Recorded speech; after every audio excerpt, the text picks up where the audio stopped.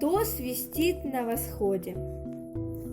Среди грызунов особо выделяются сурки. Они похожи на белок и сусликов одновременно. Между собой эти зверьки общаются с помощью свиста. Даже восход солнца сурки встречают свистом, словно радуются новому дню. Часто можно увидеть, как сурок встает на задние лапки и принимает позу столбика. Он берет в передние лапки листик и другую еду и смешно жует ее прямо стоя.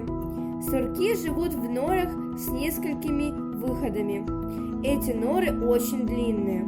Они могут достигать 15 метров в длину. У сурков много врагов. На них охотятся волки, пумы, рыси, медведи и даже хищные птицы или змеи. Очень грустно, что в нашем мире не все животные живут мирно друг с другом. Но Иисус обещал, что скоро вернется и заберет нас в лучший мир, где не будет опасностей и зла. В Божьем Царстве никто не будет охотиться на других. Все будут жить в полном согласии друг с другом.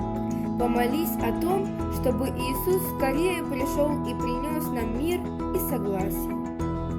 А знаешь ли ты, на Аляске 2 февраля отмечают День сурка. В этот день люди внимательно наблюдают за поведением этого зверька и определяют, долго ли будет зима и скоро ли наступит весна. И сегодняшний наш библейский стих записан в книге Исайя 11:6.